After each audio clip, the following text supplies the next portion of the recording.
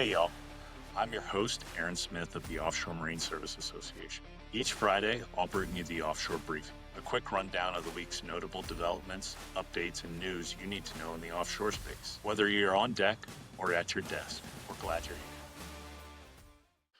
Welcome everyone to another episode of the Offshore Briefing by Maritime in America.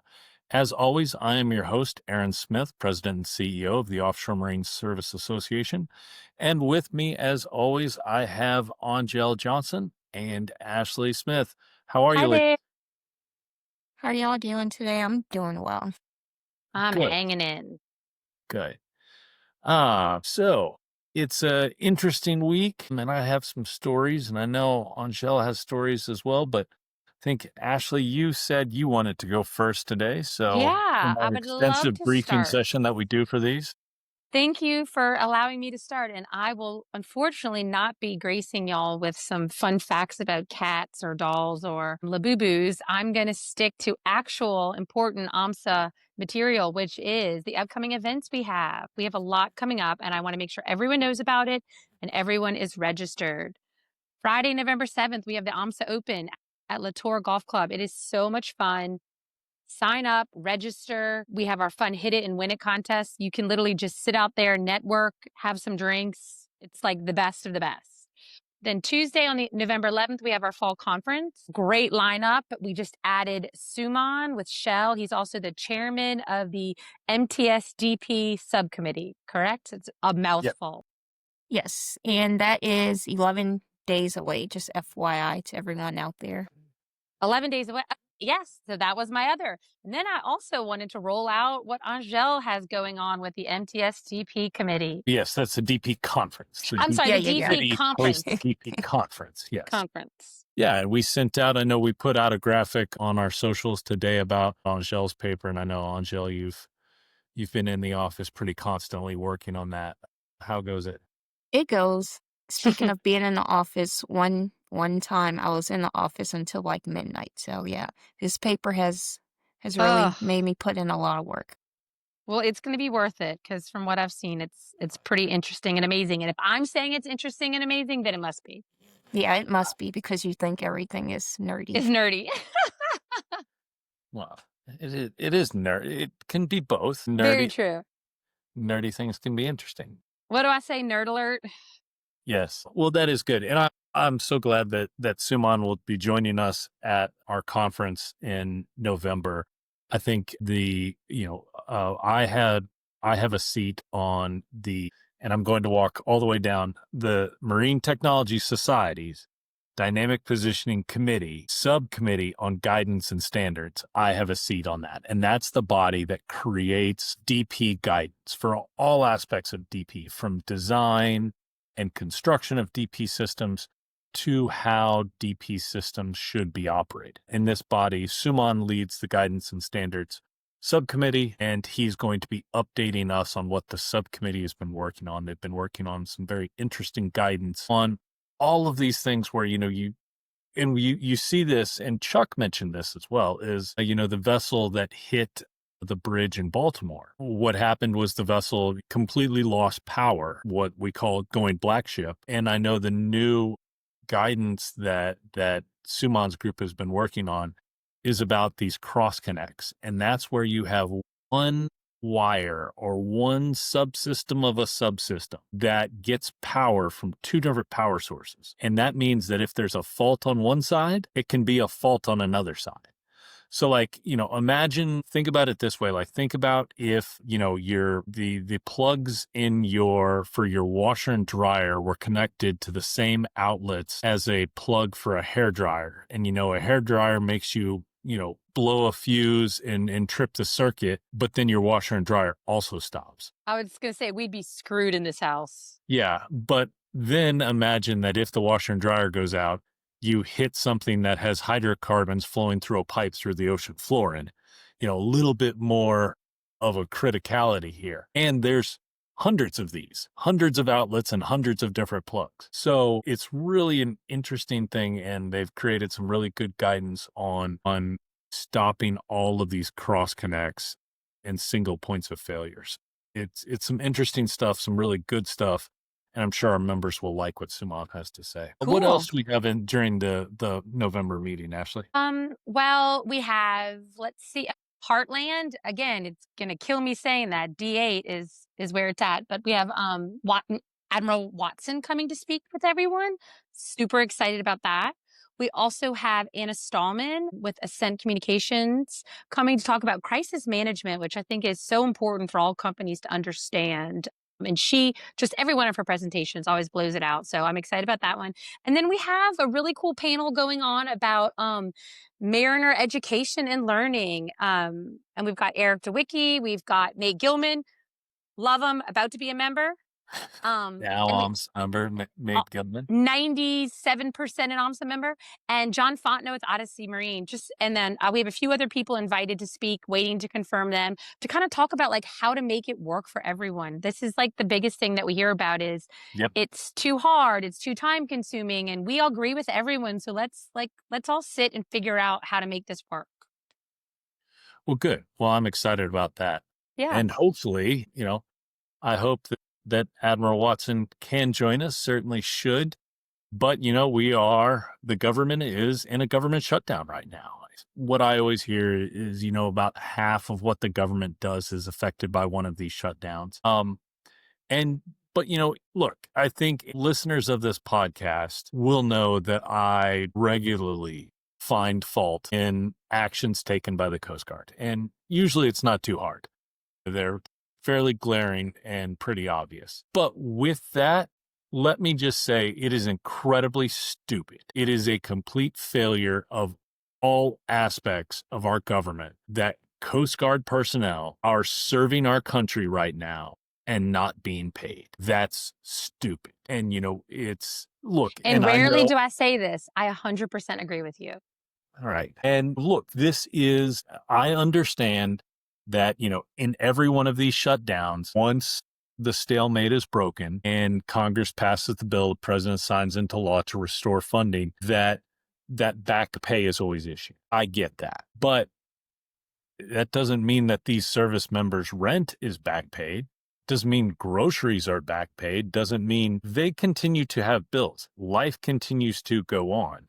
And if we want the best and the brightest to serve in our country, we have to make sure that there aren't artificial barriers and hoops to their service. This is pretty damn simple. And, I would say that there's two pieces of legislation that I'd like everyone to highlight. It's actually pretty much the same legislation, one in the House, one in the Senate. And it's called our Pay Our Coast Guard Parity Act and our Pay Our Coast Guard Act. In the House, this is H.R. 1542 from Congresswoman Hillary Slotkin of Michigan. In the Senate, it is S. 802 from Ted Cruz of Texas. And completely agree with this. And what the legislation would do, that is, when there is a cessation of government funding, the salaries of our uniformed Coast Guard men and women would continue to be paid. And I completely agree with that.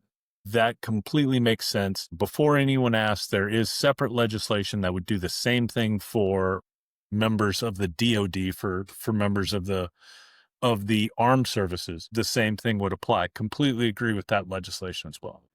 I don't think that our Coast Guard men and women should ever be held hostage or should ever be harmed because people in Washington cannot agree. So, that I completely support this legislation. I think everyone should support it. Would urge everyone to contact their congressmen and their congresswomen to support this bill. And, let me say, just kind of inside baseball here, people talk about two parties in Washington.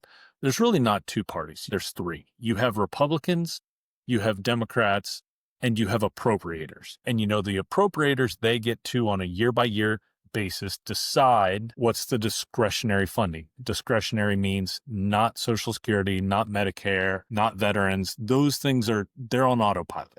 The Appropriations Committee, the appropriators, decide what's in the annual discretionary funding. And the Pay Our Coast Guard Act has been stopped by the appropriators because they've said, well, we don't want to give up any more authority. If we just have the Coast Guard pay on autopilot, we lose authority. We don't want that. That doesn't make any sense. That's nonsensical. These people should be paid regardless of what's happened. So, that's what I saw, and what I see. And look, this shutdown doesn't just have implications for the servicemen and women. It affects regular Americans as well in our industry. And, Angel, I think, I know we put out a AMSA member alert for that today or earlier this week. Do you want to relay that? What was in that brief?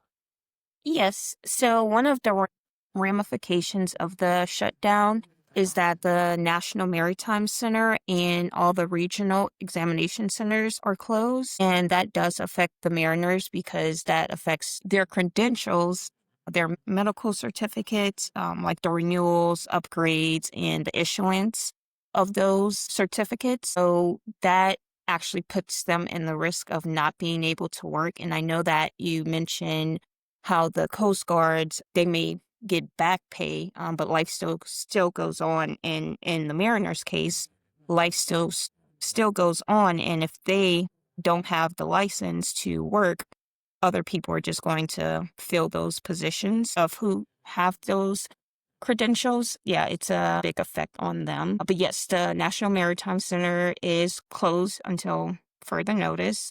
But yeah, we did put our press out about that. And the customer service center, that's still open. It's still open business hours, 8 a.m. to 5 p.m. Monday through Friday. So everyone can still call if they have any questions or anything. Also, the verification system on the website is still working. So everyone can still verify certifications. Luckily, we still have that. And like I said, you can contact the NMC if there are any questions about the shutdown or how it affects your mariners. Yeah, and AMSA members, feel free to reach out to any of the AMSA staff too. That's what we're here for, to help in any way we can. You exactly right, Ashley. And yeah, if anyone has any questions on what services are being provided or not being provided, please let us know. Happy to track that down and really send some information. I know I've been emailing with at least one AMSA member about some questions they had and, had to say, hey, probably not going to get that answer right now. So hope everyone understands that. But, look, have been talking to our DC representation, and, one of them said that it expected an 11-day shutdown. The other said they expect a 7-day shutdown. It seems like this, I think the longest was a little bit more than 30 days. I think inside opinion says that this won't be that long, but it could be.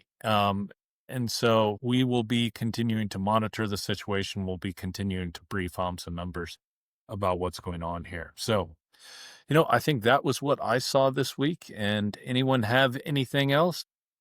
It's spooky season, so I'm excited about that, which Me means too. I love Halloween. and after spooky season, it's thankful season, and then it's the most wonderful time of the year. So we are in the great time of the year right now. Yes, and we're in like fall weather. Aaron, you can make your gumbo. If only we had our fireplace working, it would be perfect. Yes, I have been waiting for the temperature to get into the 60s so I can have a fire in the backyard. That's one of my favorite things to do. I just keep looking at our wood pile and really waiting to get at it, but I just can't have a fire if it's in the 80s. That just doesn't work. I need my Colorado cold weather here. So there's no point to this, but I just wanted to mention I've had a fireplace that I've never lit before, and I probably still don't do it this year because I need to clean out my chimney first. But Yes. just Yeah. wanted to mention that. Clean out your Yes. chimneys before you light your we- fireplace. We have lived in this house for 12 years now, and we have never used the fireplace. Nope. No. Yeah, I'm an outdoor fire type of person. Indoor fires are great, but I just my safety mind worries so much about them that's where I go to, and that's why it's an outdoor activity. It's not something. It's all great. Everyone thinks it's great till your house burns down. So Exactly. Yeah, that's Yeah. how I learned to clean out my chimney first because my neighbor, they lit their fireplace and their roof caught on fire. there you go. Yeah. Yeah, you don't need to learn this lesson more than one time. Exactly. Well, good. Well, I hope everyone on that point, I hope everyone has a safe weekend and hope everyone has a good weekend. So everyone take care. Happy Have a Friday. great weekend. That wraps up another episode of Maritime in America. We're proud to highlight the voices and stories that keep the American offshore industry strong. Thanks for spending a few minutes with us, and remember, the course ahead is shaped by those who step up and steer it. If you liked what you heard, be sure to subscribe, leave a review, and share it with your crew. Tune in every Friday for your offshore briefing, and don't miss our next full episode, dropping soon with a very special guest, Mariner's Perspective. Catch you next time.